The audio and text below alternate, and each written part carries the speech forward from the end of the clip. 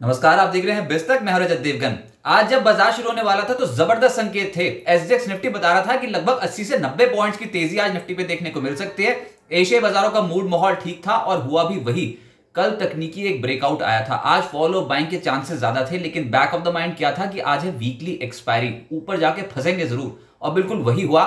आज एक gap up open हुए, बहुत ही जबरदस्त तरीके से चल रहे थे। 18,094 के लेवल पे ओपन हुए, 18,134 तक पहुंचे थे, लेकिन ये एपिसोड 9:45 के आसपास खत्म हो गया और ऊपरी स्तरों पर आ गई मुनाफा वसूली।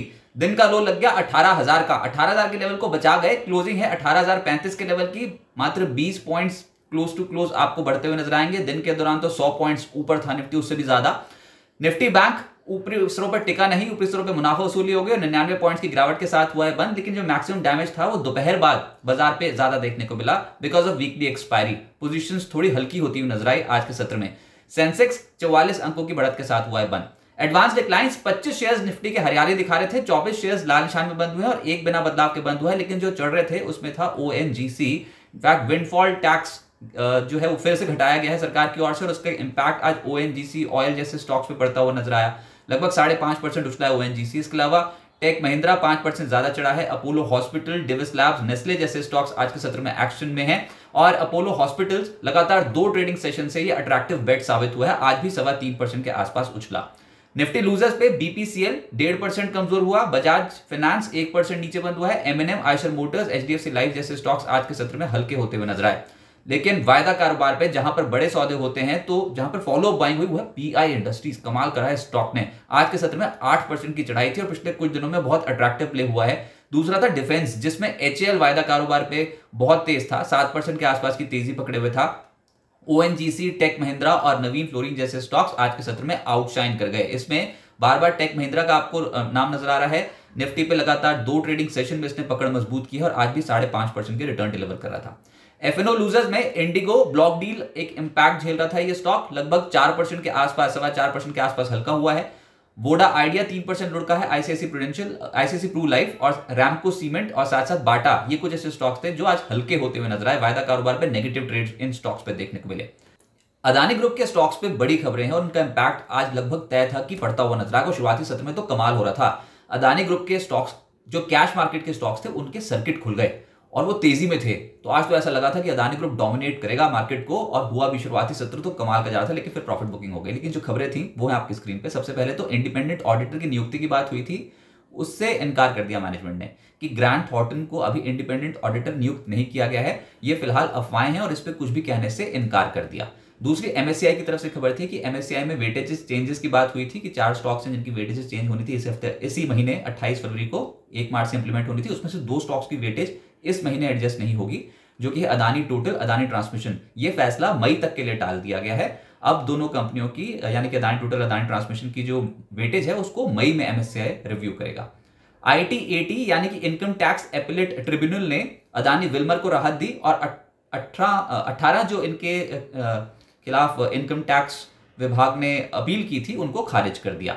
एक खबर अदानी पावर पे भी थी कि डीबी पावर को अदानी पावर खरीदना चाहती थी। अदानी पावर ने जो डील की घोषणा की थी ये पिछले साल की थी, अगस्त 2022 में डीबी पावर को खरीदने की घोषणा की गई थी और जो डील वैल्यू थी ये थी 7,017 करोड़ रुपए की।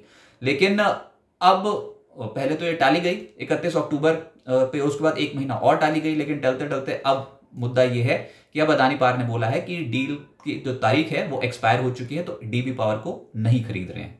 उसके बाद बैंकों की अदानी ग्रुप के बॉन्ड निवेशकों के साथ बैठक है। ये इंटरनेशनल बैंक्स हैं जो अपने इन्वेस्टर्स को कॉन्फिडेंस दिलाने की कोशिश कर रहे हैं अदानी ग्रुप के बॉन्ड्स पे। तो अदानी ग्रुप की ओर से ये बैठकें जो हैं वो इंटरनेशनल बैंक्स कर रहे हैं। ये कुछ ऐसी खबरें थी जो आज डोमिनेट कर रही थी अदानी ग्रुप को। और आप स्टॉक स्पेसिफिक देखोगे तो शुरुआती सत्र में तो क्या जबरदस्त तेजी में थे अदानी एंटरप्राइजेस, अदानी पोर्ट्स और भी बहुत सारे कैश मार्केट के स्टॉक्स थे वो तेज थे। लेकिन अल्टीमेटली हुआ ये, अदानी एंटरप्राइजेस 1% ऊपर बंद हुआ है, अदानी पोर्ट्स 1.5% ऊपर बंद हुआ है, प्रॉफिट बुकिंग हुई है हायर लेवल पे। इसके अलावा अदानी विल्मर 5% का अपर सर्किट था, अंबुजा 1% के आसपास चढ़ा, एसीसी आधे फीसदी के आसपास गिरा, एनडीटीवी में 5% का अपर सर्किट लॉक था, अदानी पार 5% का अपर सर्किट लॉक था, Adani green flat, Adani transmission और अदानी टोटल गैस 5% के लोअर सर्किट पे थे।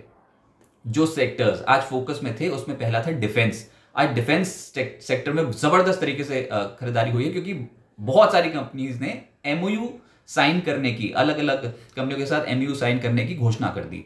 इसमें था BDL लगभग 12.5% उछला है, HAL 7% ज्यादा उछला है, मिधानी 5.5% उछला है, एस्ट्रा माइक्रो, मैसडॉक और BEL जैसे स्टॉक्स आज आउटशाइन करके कंप्लीटली डोमिनेट कर रहा था डिफेंस सेक्टर। फिर अगर आप IT सेक्टर देखो तो वो तो खैर इस साल ही आउट परफॉर्म कर रहा है और आज भी मार्केट में टेक महिंद्रा 5% ऊपर, एम्फोसिस 4.5% ऊपर, LTIM, LTTS 4% ऊपर, कोफोर्ज परसिस्टेंट 2.25%, 3% ऊपर और TCS जैसा स्टॉक भी 1% के आसपास की तेजी में था। मेटल्स में APL Apollo, JSPL, steel authority, NALCO जैसे जो स्टॉक्स हैं, यहां पर आज के सत्र में एक्शन स्ट्रॉन्ग था और APL अपोलो तो 7% के आसपास चढ़ गया। इसके अलावा टाटा स्टील, हिंद कॉपर में भी एक्शन हल्की तेजी की ओर था। रियल्टी स्टॉक्स लोअर एंड से पलटते हुए नजर आए हैं। आज के सत्र में सनटेक 4.5% उछला है, प्रेस्टीज 4.25% उछला है, Phoenix limited, DLF, Obra realty और शोभा जैसे स्टॉक्स में भी आज एक्शन तेजी की ओर बढ़ता हुआ नजर आया। इसके अलावा हेल्थ केयर और फार्मा आज जो तेजी बन रही थी उसमें अपोलो हॉस्पिटल 3.25% उछला है, मेट्रोपोलिस 3% ज्यादा उछला है, इप्का लैब, बायोकॉन, डिविस लैब्स, ल्यूपिन का दिन था। इन स्टॉक्स में आज तेजी बनती हुई नजर आई।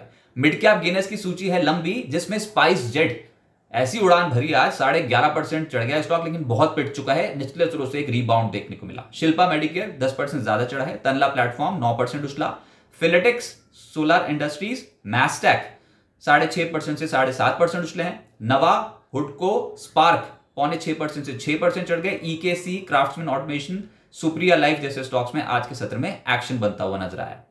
तो मिड कैप्स में भी कैचअप प्ले हो रहा है। लेकिन अब आगे क्या होगा? अदानी ग्रुप कल बहुत क्लोजली ट्रैक होगा। कल है शुक्रवार और शुक्रवार को पता ही है कि सुप्रीम कोर्ट में जो PILs है उनकी सुनवाई होनी है और उसके बाद सेबी क्या जवाब देना है वो सुनना है और साथ ही साथ सरकार क्या कमेटी का गठन करती है उसके लिए तैयार तो हो गई है, लेकिन उसके ऊपर और क्या डेवलपमेंट होती है, तमाम जो चीजें होंगी ये अदानी ग्रुप के स्टॉक्स पे कल वे करेंगे। इसलिए आज तेज खोले थे, लेकिन ऊपरी स्तरों पर प्रॉफिट बुकिंग दिखा गया अदानी ग्रुप के स्टॉक्स। अब देखते हैं कि कल क्या होता है। कल एक्शन रहने वाला है, इस ग्रुप के स्टॉक्स को बहुत क्लोजली ट्रैक किया जाएगा और बाजार हल्का हुआ है। वो इसी के पीछे ये कारण भी है कि कल सुप्रीम कोर्ट में मामला इसके ऊपर सुनवाई है।